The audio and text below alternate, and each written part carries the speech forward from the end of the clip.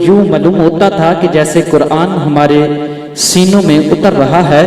بڑے ہی محبت برے انداز سے قاری صاحب قرآن کی تلاوت فرما رہے تھے۔ عزیزان محترم، میں اس سوچ میں پڑ گیا کہ قاری صاحب قرآن پاک کی تلاوت فرما رہے ہیں تو ہمارے دلوں میں اتنا سرور آ رہا ہے جب اسی قرآن کی تلاوت کوئی اللہ کا ولی کرتا ہوگا۔ تھوڑا سا بولا کرو یار، محفل میں بیٹھ کر تھوڑا سا بولا کرو تاکہ ہمیں بھی پتہ چلے کہ ہماری گفتگو کی ان کو سمجھ آ رہی ہے۔ تو عزیزان محترم، میں بلا تاخیر و بلا تمہید، کیونکہ مجھے اشارہ ہو چکا ہے، میں دعوت خطاب دوں گا عالم بعمل، عالم نبیل، فاضل جلیل، عظیم مذہبی سکالر حضرت علامہ مولانا قاری حفیظ اللہ مصطفی صاحب آئیں اور اپنے خطاب سے ہمارے قلوب و ذہان کو منور فرمائیں۔ ان کی آمد سے قبل ایک زوردار تکبیر و رسالت کا نعرہ بلند کیجیے۔ نعرہ تکبیر، نعرہ رسالت، نعرہ تحقیق، نعرہ حیدری، نعرہ غوثیہ۔ الحمدللہ رب العالمین، بسم اللہ الرحمن الرحیم۔ وَقَضَىٰ رَبُّكَ أَلَّا تَعْبُدُوا إِلَّا إِيَّاهُ وَبِالْوَالِدَيْنِ إِحْسَانًا۔ صدق اللہ العظیم۔ صلاۃ والسلام علیکہ یا رسول اللہ۔ سادہ کر دے بالکل، مائک کی آواز زیادہ نہ ہو۔ وعلیٰ آلِکَ وَأَصْحَابِکَ یا حبیب اللہ۔ حمد و ثنا کے بعد عزت و تکریم کے لائق معزز و محتشم حاضرین، السلام علیکم ورحمۃ اللہ۔ چند باتیں آپ کے گوش گزار کر کے گفتگو سمیٹ لوں گا۔ دعا ہے اللہ حق بیان کرنے کی توفیق عطا فرمائے۔ ارشاد باری تعالیٰ ہے، تیرے رب نے فیصلہ فرما دیا۔ بار بار نہ، کم کرے آواز، تھوڑی سی کر دے، بالکل چھیڑنا نہیں اب دوبارہ آپ نے، جزاک اللہ۔ تیرے رب نے فیصلہ فرما دیا، اللہ کے علاوہ کسی کی عبادت نہ کرو۔ وبالوالدین احسانا، اور والدین کے ساتھ حسن سلوک سے پیش آؤ۔ اپنی عبادت کے ماں بعد ہم سے اس بات کا تقاضا کیا گیا کہ تم والدین کے ساتھ حسن سلوک سے پیش آؤ۔ نبی رحمت صلی اللہ علیہ وسلم فرماتے ہیں، رضا اللہ فی رضا الوالدین وسخط اللہ فی سخط الوالدین۔ فرمایا اللہ کی رضا والدین کی رضا میں ہے اور اللہ کی ناراضگی والدین کی ناراضگی میں ہے۔ جس نے ماں باپ کو راضی رکھا اس نے اللہ کو راضی کیا، اور جس نے ماں باپ کو ناراض کیا اس نے اللہ کو ناراض کیا۔ دوستو، آپ نشان لگا لو اس بیٹے پہ جو فرما بردار ہے، اور اس بیٹے پہ بھی نشان لگانا نہ بھولیے گا جو نافرمان ہے۔ آپ کو دنیا میں رزلٹ ملے گا۔ فرما بردار بیٹا جیے گا شان سے، مرے گا ایمان سے، اور جو نالائق ہوگا، نافرمان ہوگا، خدمت سے جی چرانے والا ہوگا، وہ دنیا میں بھی ذلیل ہوگا، اور جب داور محشر جو قیامت کا منصف ہے اس کے سامنے جائے گا تو سر پہ عزت کی دستار نہیں ہوگی، بلکہ ذلت و رسوائی کا سامنا کرنا ہوگا۔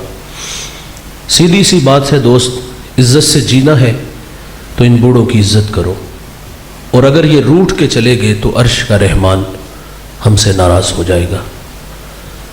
آج سے تقریباً ایک عشرہ پہلے کی کہانی ہے۔ میں ایک سفر میں تھا تو مجھے سر راہ ایک بوڑھا ملا۔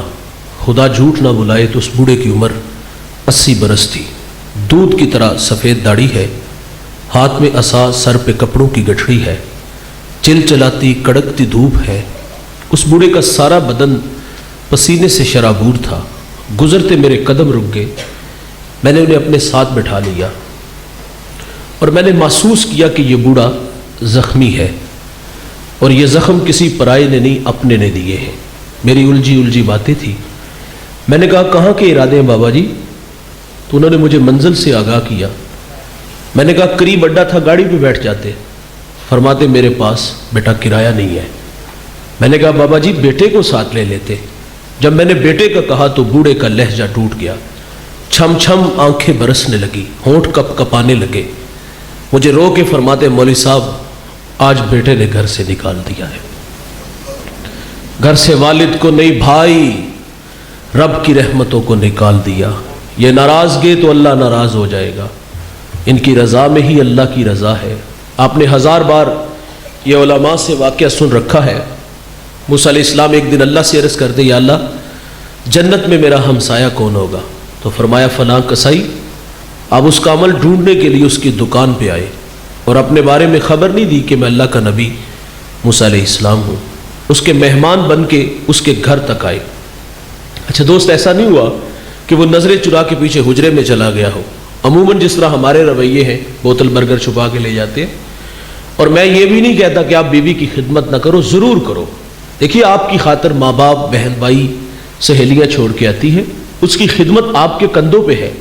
لیکن میرا کہنا ہے جو مقدم رشتے ہیں، جنہوں نے پالا پوسا، جوان کیا، ہمیں یہاں تک لا کے کھڑا کیا، انتہائی معذرت سے کہوں گا، ان سے 100 روپیہ چھپا کے لے جاتے ہوئے کیا ہمیں شرم نہیں آتی؟ اس کی اوقات ہی کیا ہے یار۔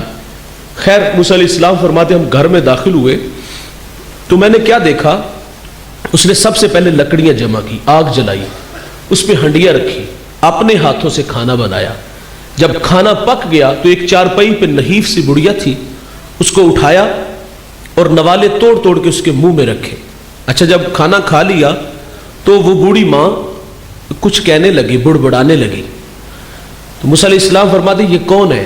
تو اس نے کہا یہ میرے ماں جی ہیں۔ فرمایا یار یہ کچھ کہہ رہی ہیں؟ تو وہ زیر لب مسکرا دیا۔ وہ کہتا کہ میری ماں کہتی ہے کہ اللہ جنت میں تمہیں موسیٰ علیہ السلام کا پڑوس عطا فرمائے۔ وہ کہتا بھائی جان آپ ہی مجھے بتاؤ کہاں اللہ کے نبی موسیٰ علیہ السلام اور کہاں میں؟ یقین جانو طبیعتوں میں نشہ پیدا ہو جاتا ہے یہ جملہ سن کے۔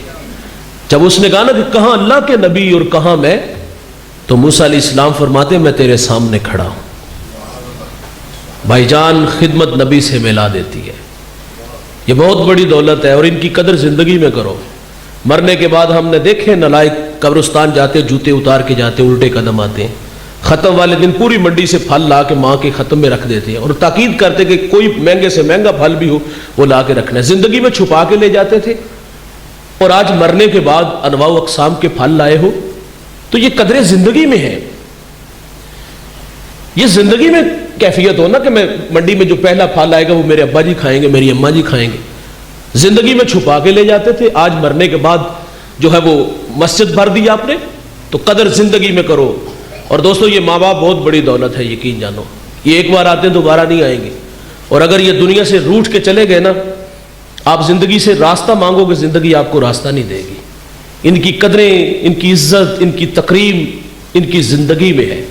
اور میں تو ایک بات اکثر کہا کرتا ہوں، یہ ماں باپ جو ہوتے ہیں نا، یہ بوڑ کے درخت کی طرح ہوتے ہیں۔ میرا تعلق ایک دیہات سے ہے، ہمارے دیہاتوں میں جب لائٹ چلی جائے تو ہم چارپائیاں اٹھا کے بوڑ کے درخت کے نیچے آ جاتے ہیں، اس کا سایہ گنا ہوتا ہے، نیچے بیٹھنے والے آسودگی محسوس کرتے ہیں، لیکن یہ احساس نہیں ہوتا کہ اس درخت نے اپنے اوپر دھوپ کتنی برداشت کی ہے، کتنی دھوپ برداشت کر کے ہمیں ٹھنڈا سایہ دیا۔ قدر نعمت زوال نعمت کے بعد ہوتی ہے، اس درخت کی قدر اس وقت ہوتی جب کاٹ لیا جائے، ہٹا لیا جائے۔ میرا سوال ہے، مجھے بتائیے گا جہاں کبھی شجر تھا اور آپ لائٹ چلی جائے، چار پائی اٹھا کے اسی جگہ پہ آ کے بیٹھو تو کیا آسودگی ملے گی؟ وہ دھوپ تو اب اپنے سر پہ آ گئی نا، دیوار کا سایہ ڈھونڈے گے تو آسودگی نہیں ملے گی۔ جوانوں، ماں باپ جو ہوتے ہیں یہ بوڑ کے درخت کی طرح ہوتے ہیں، یہ سارے زمانے کے دکھ، آزمائشیں، تکلیفیں اپنے اوپر لے لیتے ہیں، لیکن اپنی اولاد کو تتی ہوا نہیں لگنے دیتے۔ میں رات کا مسافر ہوں، اکثر لیٹ گھر جاتا ہوں، جب بھی کسی بڑے شہر سے رات 2-3 بجے گزرتا ہوں تو میں دیکھتا ہوں فیکٹریوں سے بوڑھے جوان کام سے فارغ ہو کے گھروں کی طرف جا رہے ہوتے ہیں۔ جوانوں کو دیکھ کے کبھی بھی تعجب نہیں ہوا، بات سمجھ میں آتی ہے ان کے کچھ خواب سپنے ہیں، یہ ہمسائے کے گھر سے بڑا گھر چاہتے ہیں، ہمسائے کے گھر میں کھڑی گاڑی سے بڑی گاڑی چاہتے ہیں، یہ شہر کا، دیہات کا، بورے والا کا، امیر ترین بننے کا خواب رکھتا ہے، اس لیے جان جوکھوں میں ڈالی، پردیس میں دھکے بھی کھائے 10 سال، مستریوں کے پیچھے دابڑے بھی اٹھائے، فیکٹریوں میں 18 گھنٹے کام کیے۔ بات سمجھ میں آتی ہے، لیکن تعجب بوڑھوں کو دیکھ کے ہوتا ہے کہ یہ وقت آرام کا تھا، خدمت کروانے کا تھا، کیا مصیبت پڑی ہے فیکٹری میں 18 گھنٹے کام کرنے کی؟ یہ تو گھر سے نکلتا ہے تو 10 جگہ سائیکل پہ سانس لیتا ہے اور پھر فیکٹری تک پہنچتا ہے، یہ 18 گھنٹے کام کیوں کرتا ہے؟ پھر یہ خیال روک لیتا ہے یار پیٹ لگا ہے، اس کے بھی تو کچھ تقاضے ہیں۔ لیکن جب عمر دیکھتا ہوں کہ منہ میں دانت نہیں، انواع و اقسام کے کھانے پھل نہیں کھا سکتا، یہ بوڑھا اپنی ذات پہ کیا خرچ کرتا ہوگا؟ صبح چائے رس، رات کو دلیا، اپنی ذات پہ 50 روپے خرچ کرنے والا فیکٹری میں 18 گھنٹے کام کیوں کرتا ہے؟ میں والدین کی عظمت کو سلام پیش کرتا ہوں. ان کے پیش نظر ہوتا ہے پہلے بچے چھوٹے تھے اسکول پڑھتے تھے، اب کالج میں یونیورسٹیوں میں پڑھتی ہیں، اب تعلیمی اخراجات بڑھ گئے، اس لیے 8 سے 18 گھنٹے کام کیے. ہماری بوڑھی ماں گھر میں سلائی مشین چلا رہی ہے، نظر والی اینک لگ گئی، فٹ بال سی رہی ہے، کئی بار ہاتھ زخمی ہوا. شہر میں آ کے پڑھنے والوں بھول گئے ہو کس کی ماں نے کتنا زیور بیچا ہے. یار یہ ہمیں بڑا دیکھنے کے لیے خود ہارتے رہے. اور یار ماں باپ کے پیش نظر یہ بھی ہوتا ہے کہ چلو ہم پڑھے لکھے نہیں، کل کو ہمارے بچے ہماری جگہ پہ نہ آ کے کھڑے ہو جائیں، اس لیے 18 گھنٹے کام کیے. ہمیں بڑا دیکھنے کے لیے خود ہارتے رہے. لیکن صد افسوس دوست، جب ہم بڑے ہوئے تو ماں باپ چھوٹے ہو گئے. ماں باپ کو انگلش کا کوئی ٹیڑھا بیڑا لفظ بولتے نا، پڑھے لکھے جو نہیں ہوتے، تو اولاد مذاق اڑاتی. 4 کلاساں پڑھ لینے گل کرنی تو دی، کبھی ماضی کے اوراق پلٹ کے نہیں دیکھے. تمہیں وہ سردیوں کی ٹھٹھرتی راتیں یاد نہ آئی، تمہیں وہ پردیس کے دھکے یاد نہ آئے، وہ در در کی غلامی یاد نہ. اس بوڑھے نے کتنی محنت سے ہمیں پالا اور آج بات کرتے ہوئے بھی ہمیں شرم نہیں آتی. آج ہم کہتے 4 کلاساں پڑھ لینے گل تے کرنی ہم دی، اور کچھ نکمے تو ایسے تعارف کراتے ہوئے شرماتے ہیں. میری دیوار کے متصل میرا ہمسایا جوتے گانٹ گانٹ کر کے اس نے بچوں کو پڑھایا. بچے لاہور آ گئے، یہ بوڑھا دیہات سے گڑ گنا سوغات ہوتی ہے ہماری، یہ لے کے لاہور بچوں سے ملنے آیا. تو اس دن اس کے دوست بھی آئے ہوئے تھے، ملاقات کر کے باہر آنے لگا تو کسی دوست نے کہا یہ بوڑھا کون ہے؟ تو وہ کہتا ہے یہ دیہات میں ہمارا ملازم ہے. اور ماں باپ ہماری خدمت نوکروں کی طرح کرتے ہیں، لیکن نکمی اولاد کو تو نوکر نہیں سمجھنا چاہیے. اور ہمیں بڑا دیکھنے کے لیے یہ خود ہارتے رہے. ہم بڑے ہوئے تو ماں باپ چھوٹے ہو گئے. میرا کہنا ہے بھائی، تم علامہ ہو، تم مفتی ہو، تم پیر ہو، تم بہت بڑے سیاستدان ہو، بہت بڑے سرمایہ دار ہو، جب گھر جاؤ نا تو یہ سارے سٹار اتار کے جایا کرو. جب گھر جاؤ تو وہی 25 سالہ پرانا ببلو بن کے جایا کرو. یار جو تمہیں ماں پیار سے پپو کہتی تھی نا، وہ بن کے جایا کرو. ہم گھر میں بھی جاتے ہیں تو بڑے بن کر جاتے ہیں.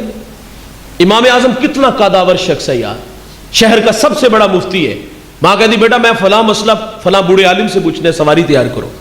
امام اعظم یہ تو نہیں کہتے ماں سوال کرو جواب ملے گا، دلائل کے انبار لگاؤں گا، تشفی ہوئی ٹھیک نہیں تو چلے جائیں گے. یہ بھی نہیں کہتے ماں کیا کہہ رہی ہو، اس کے پاس جانے سے توقیر کم ہوگی، تیرا بیٹا خود بہت بڑا عالم ہے، وہ خود مجھ سے اصلاح کے لیے آتی ہے، ان کے پاس جانے سے توقیر کم ہوگی. بولے والے مان جاتے، سواری تیار کرتے، ماں کو سواری پہ بٹھاتے، خود نکیل پکڑتے اور اس عالم کے دروازے پر آ جاتے. اچھا وہ شرمندہ ہوتے ہیں امام اعظم کو دیکھ کے نا، تو آپ فرماتے یار میری ماں نے آپ سے کوئی مسئلہ پوچھنا، ان کی تشفی کر دے. سوال کا جواب نہ آتا تو امام اعظم آہستہ آواز میں اس مسئلے کا جواب دیتے اور فرماتے تھوڑی سی اونچی آواز میں یہ مسئلہ میری ماں کو بیان کر دو. ان کے پاس بڑا بن کے نہ دوست جاؤ، چھوٹا بن کے جاؤ. اگر زندگی میں عزت دار بن کے زندگی گزارنی نا تو پھر ان کے قدموں میں رہا کرو. اور جنہوں نے عزت دی ان کے نام آج بھی تکریم سے لیے جاتے. میرے کریم آقا صلی اللہ علیہ وسلم یمن کی طرف منہ کرتے ہیں، قمیض کے بٹن کھولتے ہیں، لمبے لمبے سانس لیتے ہیں اور کیا فرماتے ہیں؟ انی لاجد ریح الرحمن، مجھے یمن کی طرف سے یار کی خوشبو آتی ہے. آپ جانتے ہو وہاں کون تھا؟ وہاں حضرت اویس کرنی رضی اللہ تعالیٰ عنہ تھے.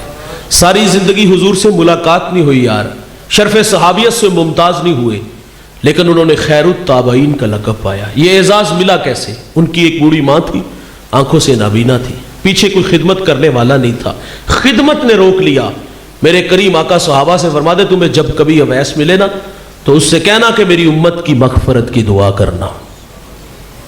پتہ چلا جو بیٹے فرما بردار ہوتے ہیں وہ مستجاب الدعوات بنتے ہیں.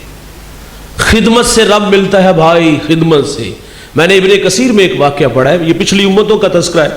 ایک بوڑھا 4 بیٹے رکھتا تھا اور بوڑھا بیمار ہوا، بول و براز چارپائی پہ کرنے لگا. ماں باپ کے ساتھ اولاد کے رابطے اتنی دیر تک باقی رہتے جب تک یہ ضروریات اپنی ماں باپ سے پوری کرتے ہیں نا. جب خود کفیل ہوتے ہیں، پر پرزے نکالتے ہیں نا، تو پھر والدین جو ہے وہ بیکاری بن جاتے ہیں. ہم نے بعض بوڑھوں کو دیکھا وہ صدقہ و خیرات کھانے پہ مجبور ہو گئے اولاد کے رویوں کی وجہ سے. اچھا وہ بوڑھا زندگی موت سے لڑنے لگا. جو چھوٹا بھائی تھا، 4 بیٹے تھے اس کے، جو سب سے چھوٹا تھا، اس نے اپنے دوسرے 3 بھائیوں کو جمع کیا اور کہا والد اس وقت بیمار ہے اور انہیں خدمت کی ضرورت ہے. اب عجیب سا فیصلہ ہے کہ اگر باپ کی خدمت میں کروں تو وراثت سے مجھے کچھ نہیں ملے گا، اور اگر آپ کرو تو آپ کو نہیں ملے گا۔ کتنا آسان کام ہے یار۔ برے والا میں اگر یہ فیصلہ کوئی خاندان کرے تو عجیب لگے گا کہ نہیں لگے گا کہ یار باپ لے لو، یہ 4 مربع زمین میرے نام کروا دو، یا 1 مربع تو بڑی دور کی بات ہے، ایک جو ہے نا وہ کنال جگہ ایک ہاتھا لگوانا ہو تو مسئلہ بن جائے گا۔ میں اس شخص کو جانتا ہوں جو 1 انچ دیوار رکھنے پہ 2 بھائیوں کا گلا کاٹ دیتا ہے۔ یہ کوئی مشکل نہیں، کوئی کہے کہ یار ابو لے لو، ابو مجھے دے دو زمین، تم لے لو، وہ کہے تجھ سے بڑا تو بے وقوف ہی کوئی نہیں، ہم تو تجھے راستے سے ہٹانے کے لیے منصوبہ بنا رہے تھے۔ اچھا وہ کیسا عجیب بیٹا تھا جس نے کہا باپ مجھے دے دو، باپ لے لو یا وراثت لے لو۔ تینوں نے نظریں ملائی، دنیا کے بھوکے تھے، دولت لے اڑے، اور اس کی آرزو بھی تھی کہ والد مجھے ملے۔ اس نے تا دم آخر جب تک باپ زندہ رہا خدمت کی۔ جب سانسیں ٹوٹنے لگی تو بوڑھے باپ کے لبوں پہ یہ کلمات تھے، بیٹا میں راضی ہوں۔ میرے نبی فرماتے جس کا باپ راضی اس کا رب راضی۔ ہمارے دیہاتوں میں نا ہمارے جب بوڑھے راضی ہوتے نا، میں یہ بات اکثر کہتا ہوں یار مرنے سے پہلے یہ جملہ ضرور اپنے ماں باپ سے کہلوائیے گا، اور یقین جانو مشکل بھی کوئی نہیں، اپنے عمل سے کہلوائیے گا۔ ہمارے جب ماں باپ راضی ہوتے تھے ایک جملہ بولتے تھے، جا پتر تینوں ستّی خیرانے۔ یہ اپنی زندگی میں کہلوا کے اپنے عمل اور رویے سے۔ وہ بوڑھا دنیا سے چلا گیا، یہ غربت کی لکیر پہ کھڑا ہے۔ ایک شب سویا کہ ایک اللہ والا ملا، کہا بیٹا فلاں شجر کے نیچے 100 درہم پڑا ہے۔ پوچھا حضرت اس میں برکت ہے؟ کہا برکت نہیں ہے، کیونکہ کثرت اور ہے برکت اور ہے۔ دوسرے دن پھر ملے، کہا بیٹا وہاں 10 درہم پڑے ہیں، کہا برکت، کہا نہیں۔ تیسرے دن ملے، کہا 1 درہم ہے، کہا برکت، کہا ہاں اس میں ہے۔ درہم اٹھایا بازار گئے، وہاں ایک دکاندار آواز دے رہا تھا 1 درہم میں 2 مچھلیاں۔ گھر لایا، پیٹ چاکیے، 2 قیمتی موتی نکلے۔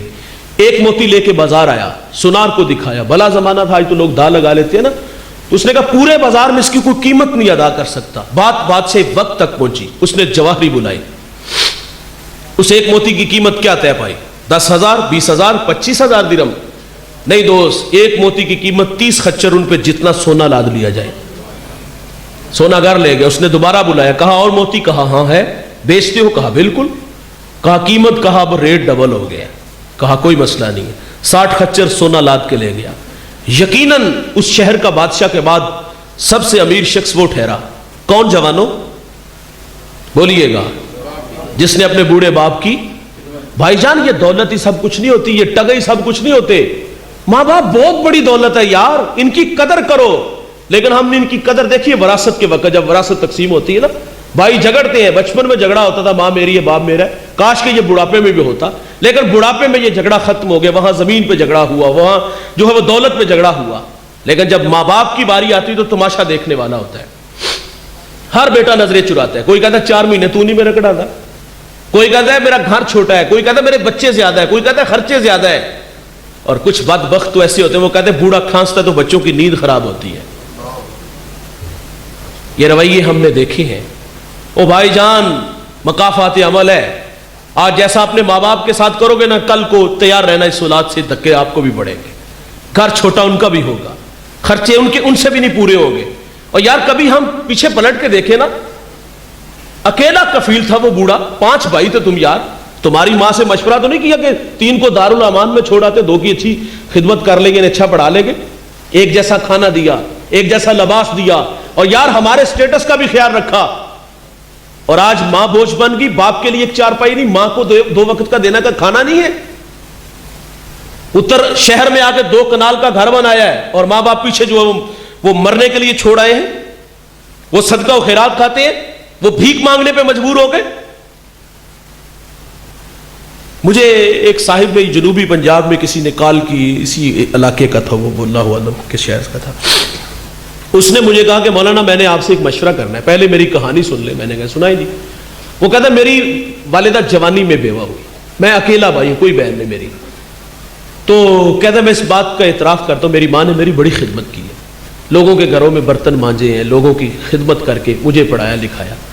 اور وہ کہتا ہے میں شادی شدہ ہوں، اور گھر میں جو میں دیکھتا ہوں نو ساس کا جھگڑا رہتا ہے، اس میں غلطی میری ماں کی زیادہ ہے، تو آپ مجھے مشورہ دیں میں کیا کروں۔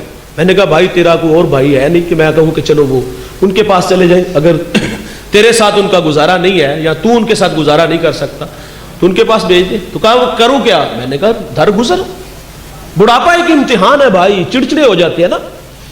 बाज़ का छोटी छोटी बातों पे नाराज भी हो जाते हैं। बुढ़ापा एक बहुत बड़ा इम्तिहान होता है यार। हम अपने बचपन को ही देख ले, एक बात को 1000 बार करते थे, कई बार यहां हमें बिठा के जाते थे, हम उलझ जाते थे कभी इस रास्ते पे कभी उस रास्ते से, कितनी मेहनत की हमें बड़ा देखने के लिए। और यार आज हमें मौका मिला है, अगर थोड़े से चिड़चिड़े हो गए हैं तो यार दर गुजर करो। मैंने कहा दर गुजर करो। वो कहता मौलाना मेरे जहन में एक तरकीब आई है। मैंने कहा जी फरमाई। वो कहता मैं अपनी मां का निकाह ना कर दूं। मैंने कहा तेरी वालिदा की उम्र कितनी है? तकरीबन उसने मुझे बताई 55 या 60 साल। मैंने कहा जालिम जवानी तो तेरे नाम लगा दी, जब सहारे की जरूरत थी तुझे सहारा समझा और तुझे बड़ा देखने का ख्वाब देखा, लोगों की मजदूरियां की, गंदी नजरों की शिकार भी हुई होगी, और आज अपनी अय्याशियों के लिए मां को घर से निकाल रहे। अगर ये दुनिया से रूठ के गए तो अर्श का रहमान हमसे नाराज हो जाएगा। मेरे नबी फरमाते अला उनब्बिउकुम बि अकबरिल कबाइर, सहाबा मैं तुम्हें बड़े बड़े गुनाहों की खबर ना दूं? अर्ज किया का इरशाद फरमाए, फरमाली इशराकु बिल्लाह, अल्लाह के साथ किसी को शरीक ठहराना, व उकूकुल वालिदैन, वालिदैन की नाफरमानी करना, व कौलु ज़ूर, झूठी गवाही देना। बड़े गुनाहों में एक गुनाह माँ बाप की नाफरमानी है। तिरमिज़ी की रवायत, अबू हुरैरा रावी, बाबुल फित्न में यह रवायत मौजूद है। आका फरमाते जब मेरी उम्मत में 15 बुरी खसलतें आ जाएंगी, रीहन हमराउ, उम्मत इंतजार करे सुर्ख आंधियों का, वज़लज़लातिन, जलजलों का, इन्हें जमीन में दनसा दिया जाएगा और आसमान से भी ताबड़तोड़ हमले होंगे। वो 15 बुरी खसलतें कौन कौन सी है? इज़्ज़त तुखिदल फ़ैउ दुवलन, फरमाया जब हुक्मरान तबका सरकारी खजाने को दोनों हाथों से लूटना शुरू कर देगा। वल अमानतु मगनमन, जिसके पास अमानत रखी जाएगी जाती माल समझ के हड़प कर जाएगा। वज़ ज़कातु मगरमन, मालदार लोग ज़कात देना छोड़ देंगे। वतुअल्लिमु लिगैरिद्दीन, उलमाए दीन दुनिया के तलबगार बन जाएंगे। व आता रजुलु इमरातुहु, आदमी बीवियों के फर्माबरदार होंगे। व अक्का उम्मुहु, माओं के नाफरमान हो जाएंगे।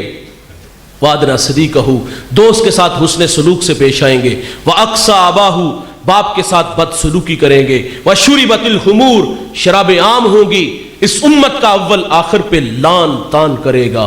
फिर क्या होगा? सुर्ख आंधियां चलेंगी। फिर क्या होगा? जलजले आएंगे। फिर क्या होगा? जमीन में दनसा दिया जाएगा। फिर क्या होगा? आसमान से यालाबारी होगी। कब जवानों? जब माँ बाप दुखी हो जाएंगे। कब जवानों? जब माँ बाप औलाद के रवैयों से नाला हो जाएंगे। फिर रहमत खुदाबंदी रूठ जाएगी और नाराजगी के इजहार मुख्तलिफ सूरतों में होंगे। एक साहबी ने हुजूर से अर्ज किया, आका कयामत कब आएगी? कोई निशानी इरशाद फरमा दे। तो मेरे नबी फरमा दे जब माएँ जलील हो जाएंगी। और ये घर घर की कहानी है। मेरे एक मिलने वाले थे, उतरा हुआ चेहरा है। मैंने कहा खैरियत? फूट फूट के रोने लगे, कुछ आंसू थमे। तो मैंने कहा कुछ बताएंगे? तो मुझे फरमाते आज बेटे ने मुंह पे थप्पड़ मारा है। मेरा हाथ पकड़ के सर पे रख दिया, करीब था कि फट जाता। अच्छा, मेरी दोबारा फिर मुलाकात हुई उनसे। उन्होंने ये मेरी बातें सोशल मीडिया से सुनी थी, तो मैंने फिर आप दीदा देखा। मैंने कहा जालिम ने फिर तो नहीं मारा? तो मुझे कहते उसने तो कुछ नहीं कहा, तेरी बातों ने दुखी किया। मैंने कहा मैंने आपको क्या कहा? तो कहती मैंने तेरी ये बातें सुनी है सारी, तेरे सामने बहुत सारे लोग बैठे थे। तो कहती मुझे खौफ सा आने लगा, दिल डूबने लगा कि इतने लोगों में से किसी ने मेरे बेटे को बद्दुआ ना दी हो। मैंने कहा जालिम तू थप्पड़ मारता है और वो तेरी जिंदगी की भीख मांगती है। अच्छा, पहले माँ बाप डरते थे ये कहीं घर ना छोड़ दे, खाना खाना ना छोड़ दे। अब माँ बाप का ये डर नहीं, अब तो जालिम अच्छे होटलों से ला के सामने बैठ के खाते हैं। अब माँ बाप खौफ ज्यादा इसलिए होते हैं, डरते इसलिए कि कहीं मुंह पे थप्पड़ ना मार दे। कहते नहीं बच्चे तू भौंक रही है, कहते नहीं हम कि तुझे तो बात करने, हम कहते 10 बंदे बैठाओ, गलत हुए तो जूते खाएंगे।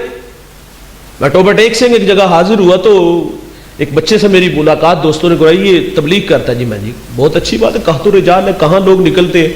मैंने कहा बेटा अल्लाह आपको इस्तिकामत दे। तो साथ ही एक दोस्त ने सरगोशी की, वो कहता ये बाप का गुस्ताख भी है। दस्तार के हर पेश की तस्दीक है लाजिम, हर साहिब दस्तार मुअज़्ज़ज़ नहीं होता। बड़ी बड़ी पगड़ियां बांध लेने से बंदा अलामा फामा नहीं होता, बंदा रवैयों से बड़ा होता है। तो मैंने कहा बेटा ये तो बहुत बुरी बात है। वो कहता है मुझे भी बिठाए, वालिद को भी बिठाए, मैं गलत हुआ तो जूते खाऊंगा। मैंने कहा शर्म करो। खैर कोई एक दो बात की थी कि उसकी दिमाग में ये बात दिल में उतर आई। वो कहता वो नहीं मानेगा। मैंने कहा जाओ यार एक दफ़ा। वापस आया तो आंखें बरस रही थी। वो कहता मेरा बाप तो बड़ा ही मेहरबान है, मैं सिर्फ हाथ बांध के खड़ा हुआ हूँ और मेरे बाप ने मुझे सीने से लगा लिया। और ये बड़े मेहरबान है यार, इनकी कदर करो, ये लोग दोबारा नहीं आते। मेरे नबी फरमाते जन्नत तुम्हारी माँ के कदमों तले है। اور عملاً رسول اللہ نے ہمیں کر کے بھی دکھایا. مصلی پہ کھڑے ہیں, تاحد نظر اصحاب ہیں, آنکھوں میں آنسو اترائے اور فرماتے کاش کہ آج میں محمد کی ماں زندہ ہوتی. یار جس نے دکھوں کا دور دیکھا ہو نا, خوشحالی آئی تو انسان آرزو کرتا ہے کاش کہ میرے ماں باپ ہوتے. میرے ایک دوست نے گاڑی لی, میں نے مبارکباد پیش کی تو آپ دیدہ ہو گئے. میں نے کہا یہ خوشی کے آنسو ہیں یا ماضی کی تلخیاں؟ وہ کہتے ہیں ایک زمانہ تھا کہ ماں بیمار ہو گئی اور میرے پاس اتنے پیسے نہیں تھے کہ میں ماں کو گاڑی پہ بٹھا کے ہاسپٹل لے جاتا. وہ کہتا ہے راستے میں ہی ماں زندگی کی بازی ہار گئی. وہ کہتا ہے آج سب کچھ ہے, ماں نہیں ہے.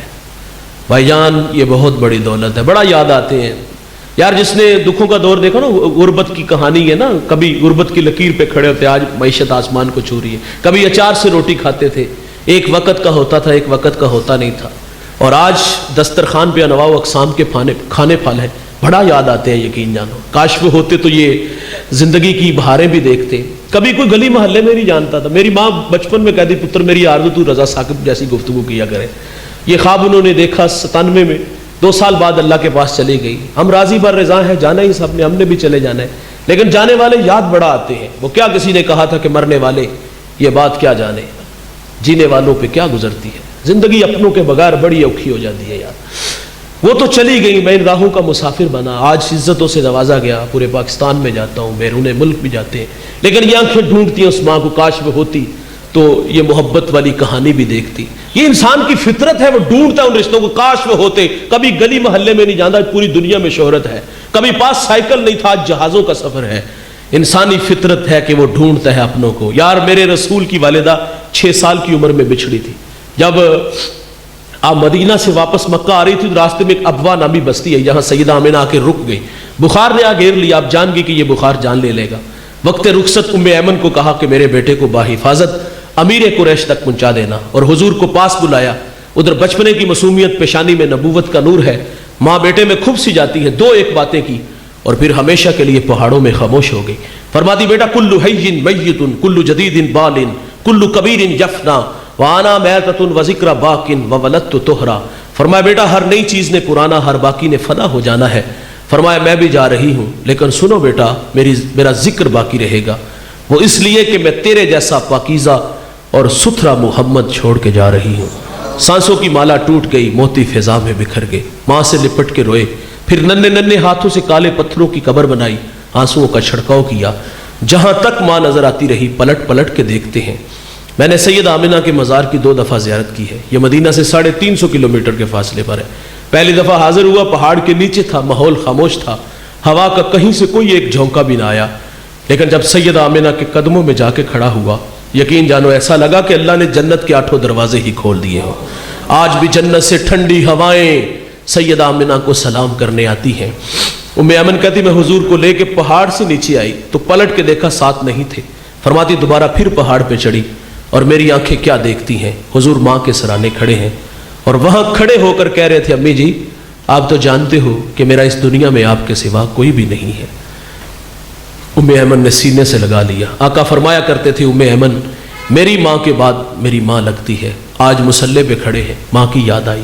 فرمایا کاش کہ آج میں محمد کی ماں زندہ ہوتی اور میں تمہیں نماز عشاء پڑھا رہا ہوتا. فرمایا ماں کو کوئی کام یاد آ جاتا, وہ مسجد نبوی کے دروازے پہ آ کے کہتی ابن محمد بیٹا میری بات سنو. حضور فرماتے نماز توڑ کے پہلے اپنی ماں کی بات کو سنتا. نعرہ تکبیر, نعرہ رسالت, نعرہ حیدری, اللہ محمد 4 یار حاجی خواجہ قطب فرید. پورے سائڈ تو دوستان عزیز یہ بہت بڑی دولت ہے والدین, اور ان کی قدر زندگی میں کرنے کا مزاج بناؤ. میں مانتا ہوں بھائی آپ بڑے ہو گئے ہو, شادی شدہ ہو, بچے ہیں, کاروبار ہے, دوڑ ہے, بہت سارے غم ہیں ساتھ ساتھ, لیکن یار 24 گھنٹوں میں کم از کم 1 گھنٹہ تو اپنے ماں باپ کے لیے مختص کر دو. ان کے پاؤں دبایا کرو, ان کے قدموں میں بیٹھا کرو, ان سے مشورہ کیا کرو, ان کے ساتھ گپ شپ لگایا کرو. آپ پڑھے لکھے زیادہ ہو سکتے ہیں لیکن تجربات آپ سے زیادہ رکھتے ہیں, مشاہدات ان کے زیادہ ہیں. ان کے پاس بیٹھو گے تو زندگی کے گر سلیقے نصیب ہوں گے. یہ آپ کی دولت کے نہیں بھوکے یار, یہ ہمیں غلطی لگی ہے. بعض کا دولت سمجھ لی شاید 500 ہزار جو ہم دیں, ہم تو گن گن کے دینے والے لوگ ہیں. مجھے قاسم شاہ کی بات بڑی اچھی لگتی ہے. وہ کہتے میرے ایک دوست تھے تو ان کے والد بڑے پیسے خرچ کرتے تھے نا, تو میں نے پوچھا کہ والد کو کتنا خرچہ دے دو. کہتا اچھی گاڑی لے کے دیے 2-3 لاکھ روپے ماہانہ کھا جاتے ہیں. تو میں نے کہا اتنے زیادہ؟ وہ کہتے جب ہم چھوٹے تھے تو ہم بھی اسی طرح کرتے تھے. یعنی جس نازوں سے ہمیں پالا گیا نا, تو تقاضا ہم تو گن گن کے دیتے ہیں نا, باقاعدہ طے کرتے ہیں ہاں جی ابا جی نے کی خرچہ لانا ہے. شرم نہیں آتی یہ بات کرتے ہوئے؟ یار اللہ نے دیا تو دو انہیں, ان کے صدقے ہی ملا آپ کو. باہر صورت میں کہتا ہوں یہ آپ کے پیسوں کے بھوکے نہیں یار, معذرت سے زندگی میں بڑا پیسہ کمایا ہوتا ہے اور وہ خرچ بھی ہمارے اوپر کیا ہوتا ہے. یہ پیسوں کے بھوکے نہیں ہوتے, یہ ہمارے بھوکے ہوتے ہیں. ان کی آرزو ہوتی ہے ہمارے بچے ہمارے پاس بیٹھے. میں کہتا ہوں یار کبھی کبھی انہیں باہر سے کھانا کھلانے لے جایا کرو, پرانے دوستوں سے ملانے لے جایا کرو, ان کے لیے تحائف لایا کرو. کبھی پھول لے آئے, کبھی کپڑے لے آئے, اور ساتھ لے جا کر کے نا بڑی اپنی پسند کی چیز لاؤ نا. یقین جانو یہ نہیں مریں گے, یہ نہیں بوڑھے ہوں گے. مرتے اس وقت ہے جب ہم توجہ نہیں دیتے, جب ہم انہیں تنہا چھوڑ دیتے ہیں نا, خود شہروں میں آ جاتے ہیں دیہاتوں میں. ٹھیک ہے یار وہ نہیں اپنے دیہات کو اپنے گھر کو, مانوسیت ہوتی ہے نہیں چھوڑنا چاہتے, لیکن ان سے رابطہ تو رکھو نا, ان سے ملا تو کرو نا یار. کسی کے ہاتھ 500,000 روپیہ بھیج دینے سے کیا حق ادا ہو جاتے ہیں؟ قدر کرو ماں باپ کی یار, دوبارہ نہیں آئیں گے. اور آخر پہ یہ عرض کروں گا, اور یہ بڑی اہم بات ہے, کسی نے واصف علی واصف سے کہا تھا کہ ماں باپ نہ ہو تو بندہ ان کے ساتھ حسن سلوک کرنا چاہے تو کوئی عمل وظیفہ ہے؟ کہا ہاں ہے. آج کی اس بزم میں یہ وظیفہ اپنے ساتھ لے کے جائیے گا. اس مجمع میں کسی کی ماں نہیں ہوگی, کسی کا باپ نہیں ہوگا. میرے تو نہ ماں ہے نہ والدہ ہے, اللہ ان کی مغفرت فرمائے. تو بندے کی آرزو تو مچل دی یار, وہ ہوتے تو خدمت کرتے. اچھا چلے گئے تو قبروں میں تو آسودہ ہونا, راضی تو ہونا اولاد سے. کوئی وظیفہ ہے؟ واصف علی واصف کہتے ماں باپ جو پیچھے اولاد چھوڑ جاتے ہیں نا, فرمایا ان کے ساتھ حسن سلوک کیا کرو. اس مجمع میں کچھ بھائی امیر ہوں گے, کچھ بھائی غریب ہوں گے.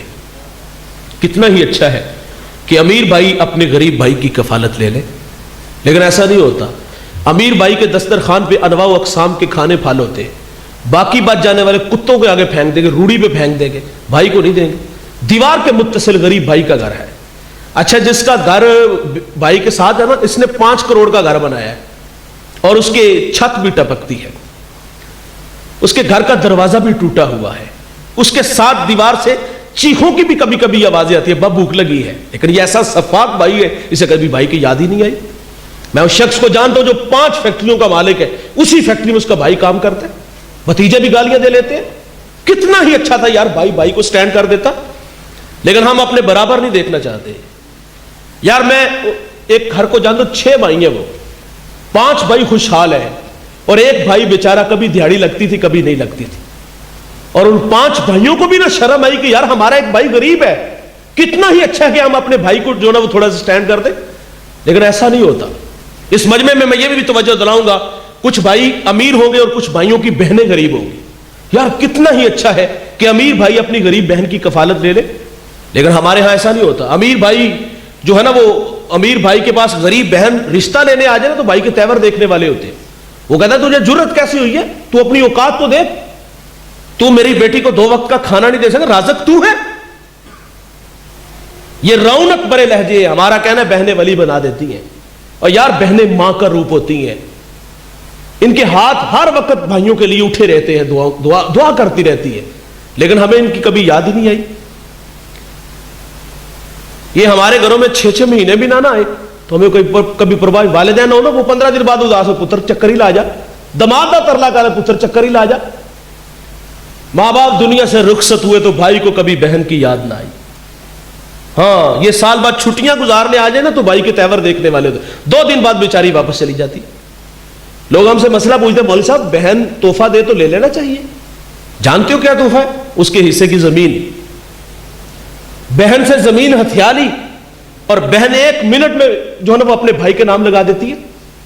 اور ایک اور چیز بھی اس کے پیش نظر ہوتی ہے, اگر میں نے حصہ مانگ لیا نا تو بھائی بچوں کو نفرت کا درس دے کے جائے گا. پھپھی نو منہ نہیں لانا, میں مر گیا تینوں میرا منہ نہ وہانا. کیا جرم ہے اس کا؟ اپنا حصہ ہی مانگا ہے, شریعت نے اس کا حصہ رکھا ہے, کیوں نہیں دیتے آپ؟ یہ رویے ہیں ہمارے.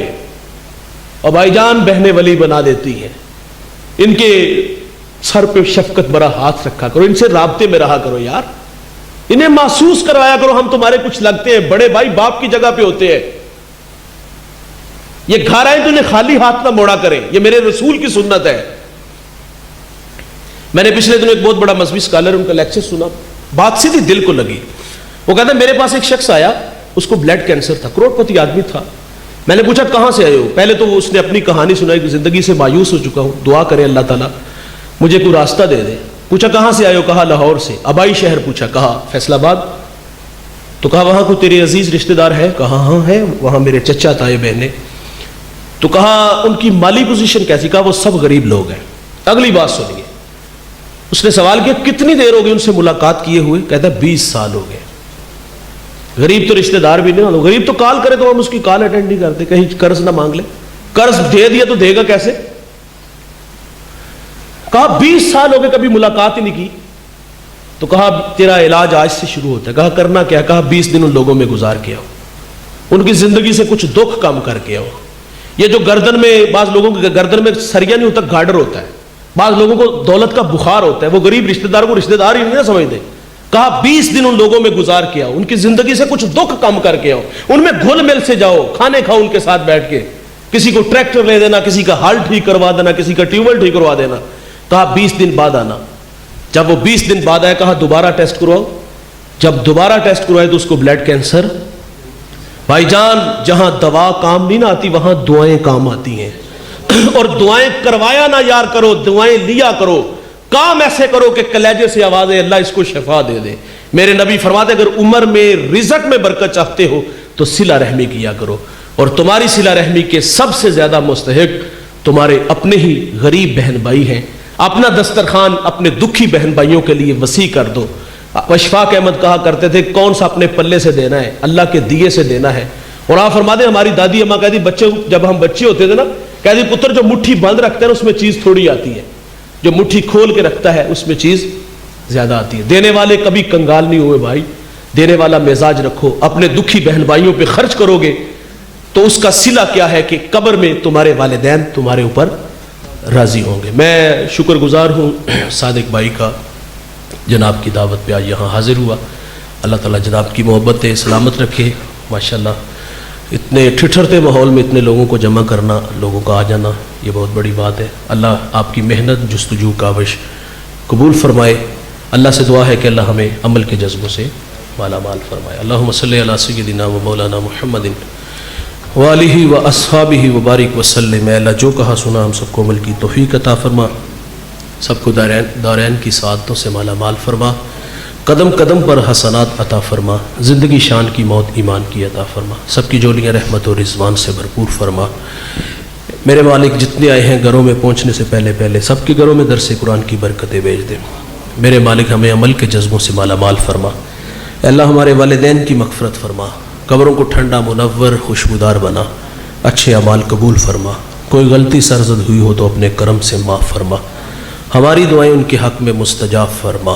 میرے مالک تیرے حضور دست بدعا ہے، اللہ کشمیر کو آزادی عطا فرما، کشمیر کے مظلوموں کی مدد فرما۔ اے اللہ ان دکھی لاچاروں کی مدد فرما۔ 72 سال ہو گئے لڑتے لڑتے، 1 لاکھ لوگوں نے اپنی جانیں دے دی۔ اے اللہ انہیں آزادی جیسی دولت سے مالا مال فرما۔ ہماری مائیں بہنیں بیٹیاں بے آبرو ہیں، اے میرے مالک ان کی حفاظت فرما۔ صلی اللہ تعالیٰ علی النبی الامین وآلہ وصحبہ۔